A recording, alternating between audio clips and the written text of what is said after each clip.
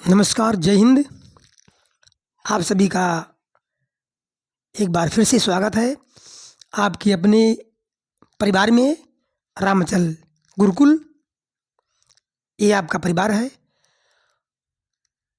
और आज की क्लास सीडीपी से है। हमने पिछले वीडियो में प्रश्न नंबर 7 तक हम लोग आपस में पढ़े थे, सीखे थे 7 प्रश्न को। उसी के आगे प्रश्न नंबर 8 से कंटिन्यू करेंगे। ये सीटेट जुलाई 2024 की दृष्टिकोण से बहुत ही महत्वपूर्ण प्रश्न है।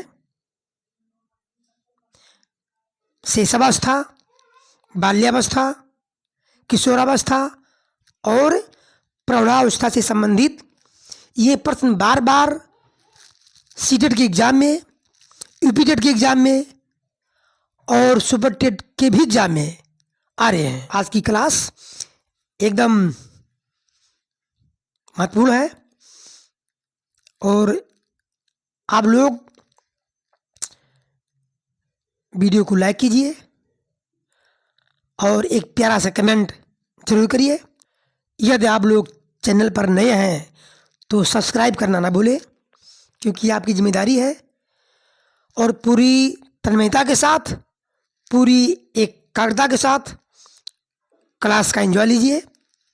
ये प्रश्न ऐसे वैसे नहीं है, ये सीडीपी के प्रश्न सिलेक्शन देने वाले हैं। तो ध्यान से इसको समझिए, नोट बनाइए। नोट तो पक्का बनाना है, क्योंकि वीडियो आप लोग बार बार देखेंगे नहीं। अगर यदि आप नोट बना लेते हैं तो जब भी आपको मौका मिले तब उसको आप रिवाइज कर सकते हैं। तो इन प्रश्नों को हल्के में मत लीजिए, एकदम पूरे जोश के साथ प्रश्न को समझने में लग जाइए, क्योंकि आप समझिए अप्रैल, मई, जून कुल मिला के 3 माह है। 7 जुलाई को है, आज 5 अप्रैल है। अप्रैल, मई, जून, जुलाई। तो शुरू करते हैं आज की क्लास।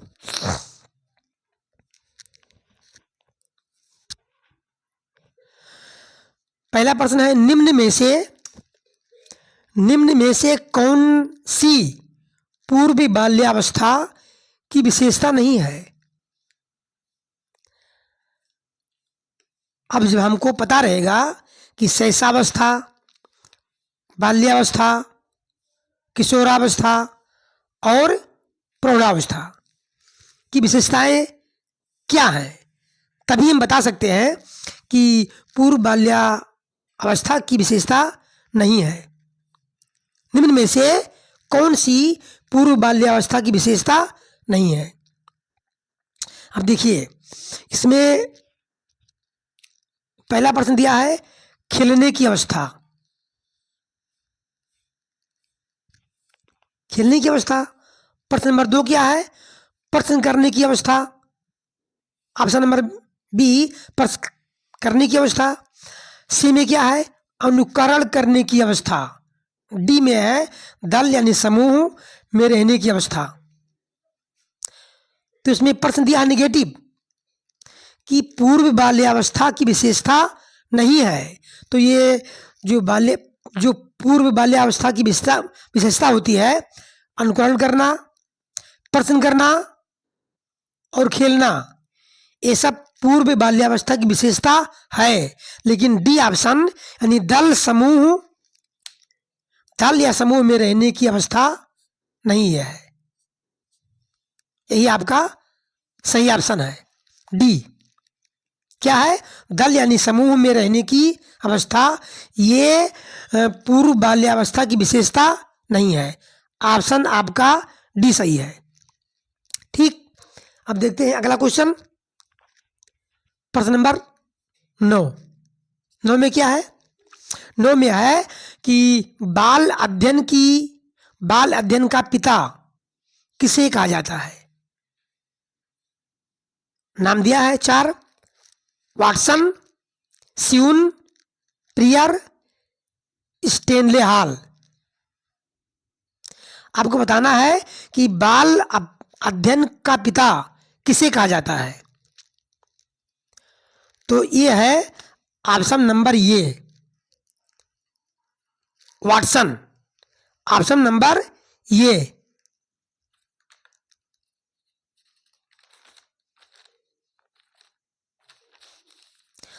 और व्यवहारवाद के जनक किसे कहा जाता है?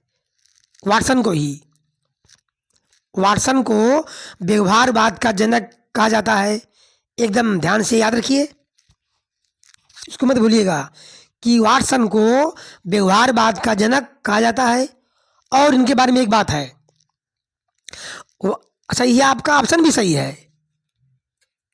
इस प्रश्न का ऑप्शन ये सही है, वाटसन। वाटसन के बारे में एक बात प्रसिद्ध है, इनका कथन है कि मुझे बालक दे दो, मुझे शिशु दे दो, मैं इसे जो चाहूं बना दूंगा। चोर, दरोगा, सिपाही, डॉक्टर, इंजीनियर, ये इन्हीं का कथन है। पेपर में आ जाए कि मुझे बालक दे दो, मैं उसे जो चाहूं बना दूं, डॉक्टर, वकील, इंजीनियर, चोर, डाकू, किसका कथन है? तो इसका उत्तर होगा वाटसन। तो उनके बारे में दोबारा ध्यान रखिए, वाटसन व्यवहारवाद के जनक है।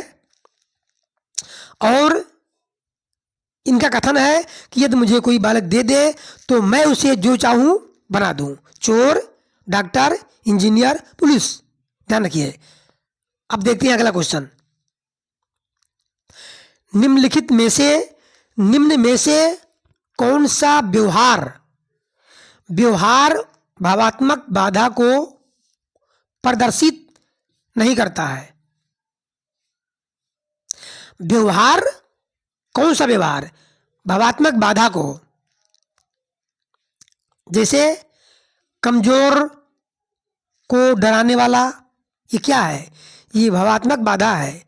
बाल अपराध भावात्मक बाधा है। भगोड़ापन भावात्मक बाधा है। लेकिन स्वलीनता, ये आपका स्वलीनता, ये भावात्मक बाधा को प्रदर्शित नहीं करता है। इसीलिए ऑप्शन ए आपका स्वलीनता सही है। ठीक, अब देखते हैं नेक्स्ट क्वेश्चन, निम्न में से किस अवस्था को बच्चे अपने समवयस्क समूह के सक्रिय सदस्य बन जाते हैं?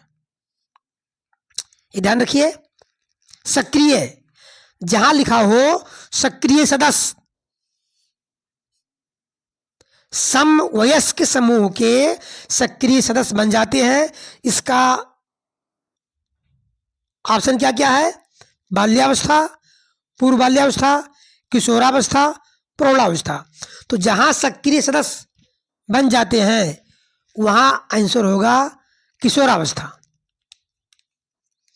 यदि सक्रिय ना होता तब बनता आपका बाल्यावस्था। सिर्फ एक शब्द ना होता, समूह के सदस्य बन जाते हैं, सक्रिय ना होता, तब आपका आंसर होता बाल्यावस्था। लेकिन सक्रिय सदस्य बन जाते हैं तब आपका उत्तर बन जाएगा, हो जाएगा किशोरावस्था।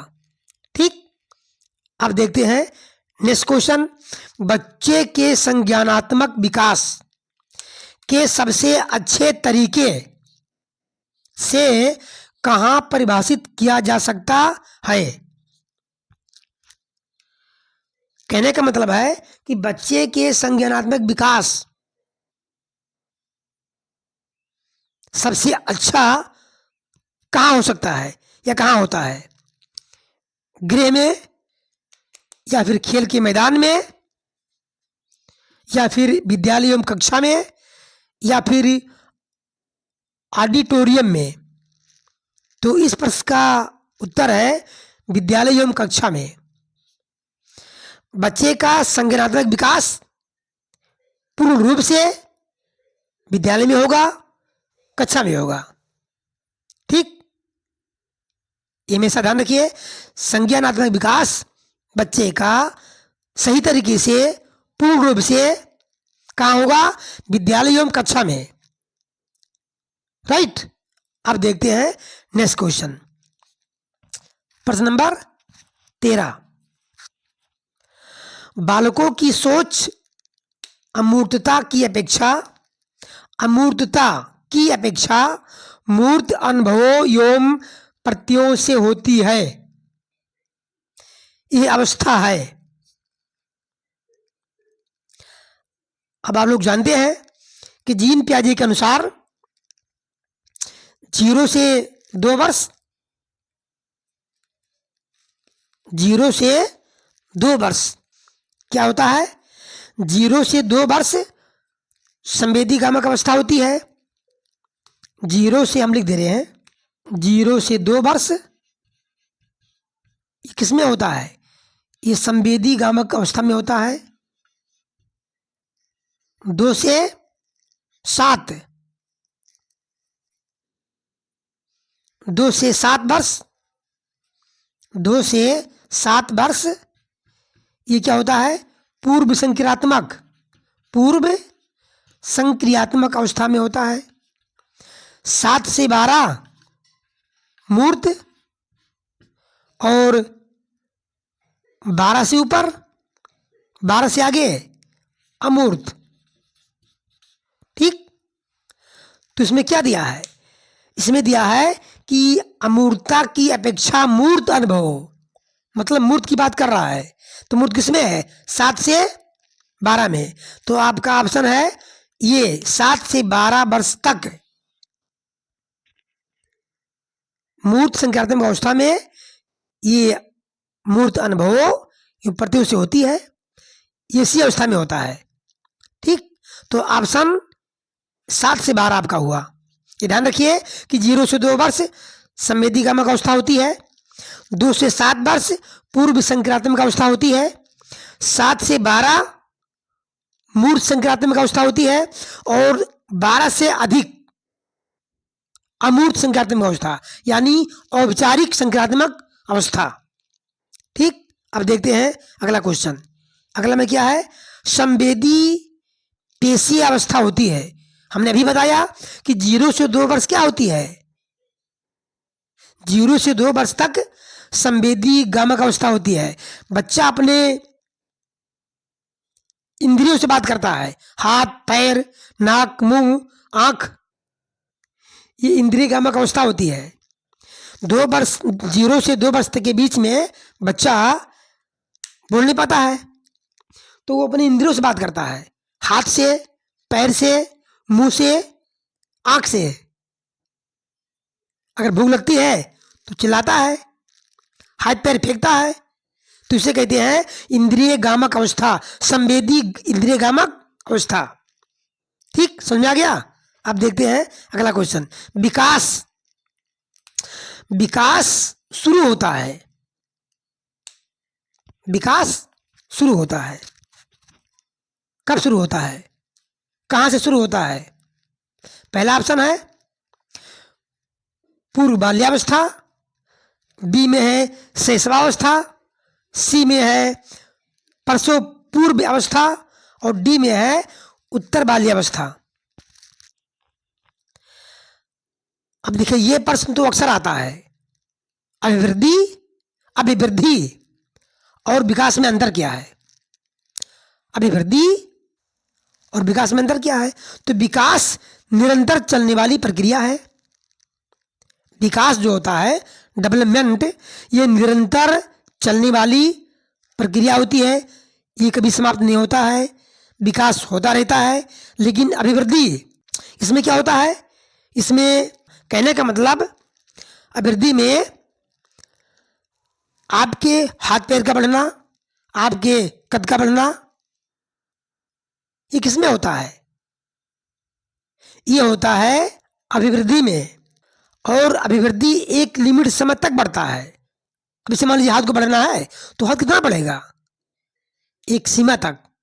हाथ पैर मतलब अंगों का निर्माण एक समय सीमा तक होता है, तो इसे कहते हैं अभिवृद्धि। और विकास होता है, विकास तो निरंतर चलने वाली प्रक्रिया है। बुद्धि का विकास, ठीक, विचारों का विकास, ये निरंतर चलने वाली प्रक्रिया है। तो अच्छा, प्रश्न क्या है? विकास शुरू कहाँ से होता है? विकास होता है शुरू प्रसव पूर्व अवस्था में, जन्म होने से पहले ही। बच्चे का जन्म होने से पहले ही विकास शुरू हो जाता है, गर्भ में ही, ठीक। तो इस प्रश्न का विकास शुरू होता है, इस प्रश्न का उत्तर है प्रसव पूर्व अवस्था।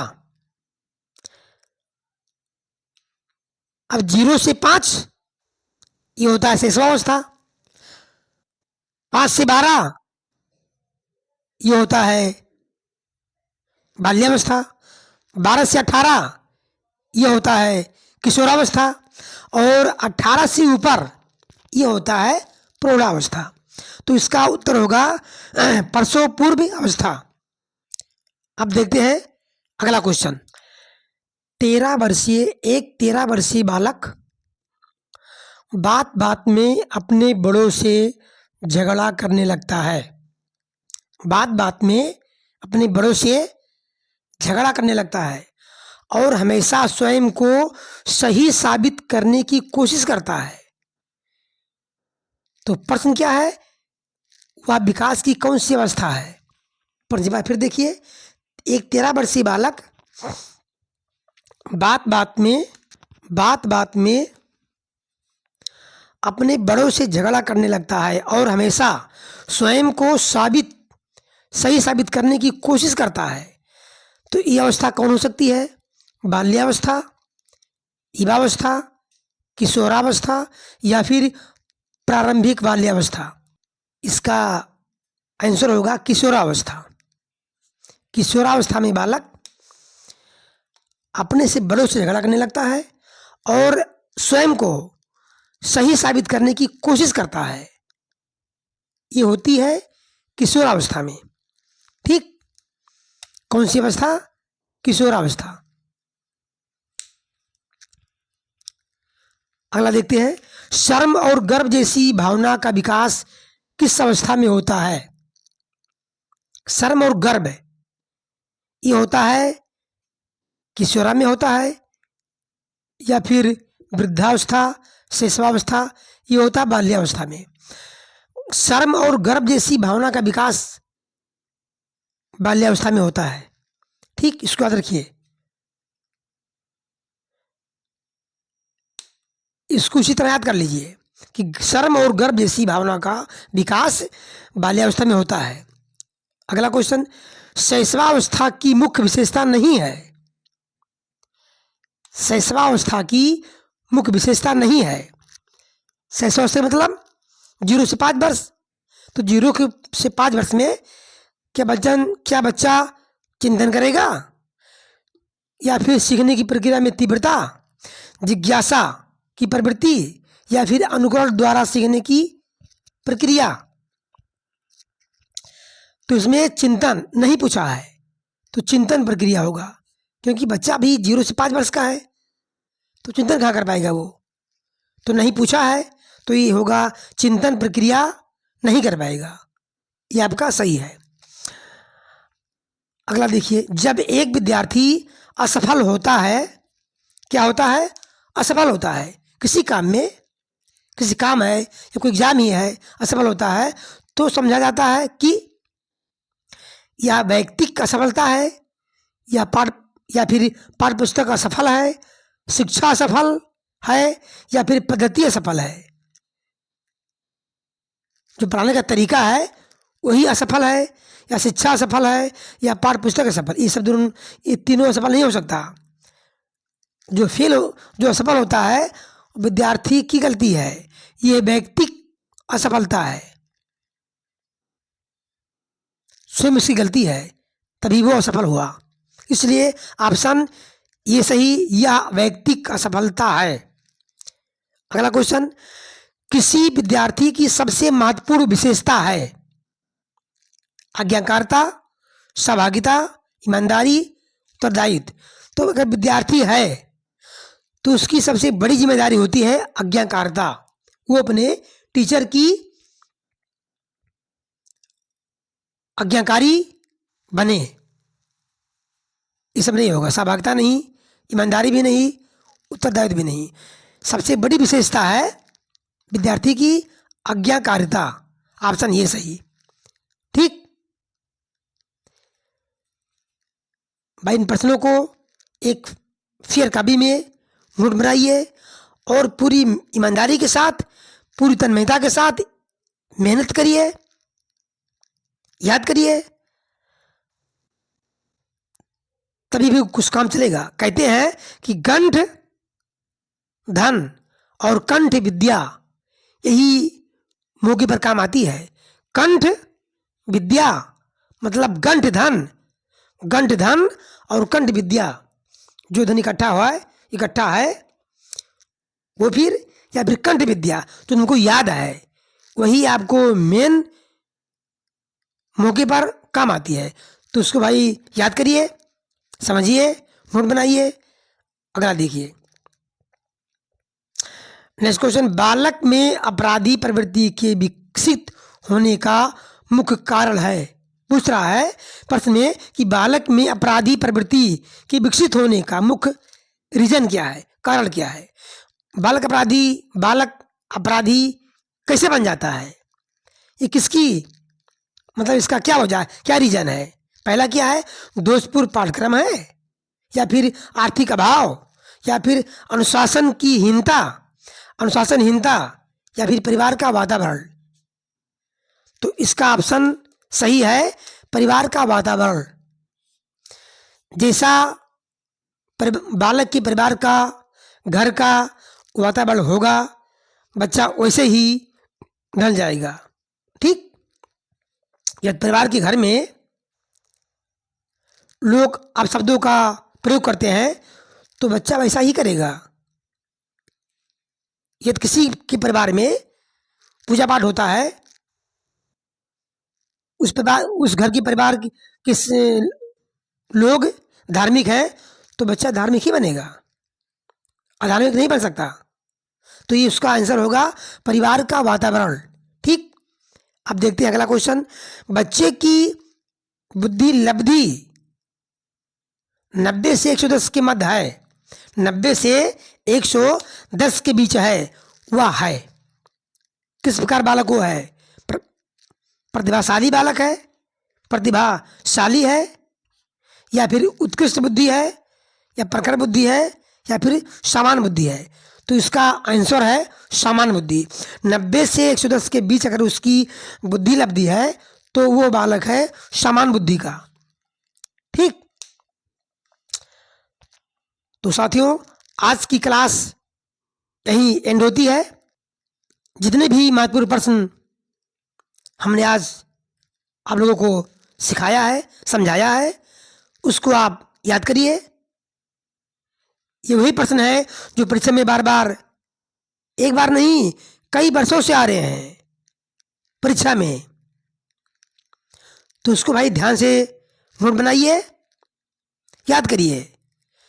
10 से 12 नंबर आपका पक्का है। कुछ प्रश्न बचे हुए हैं, हम उसको लाएंगे अगले वीडियो में।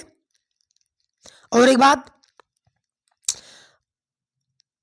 आप लोग शेयर करनी है कि आप सभी का बहुत बहुत हृदय की गहराइयों से धन्यवाद, क्योंकि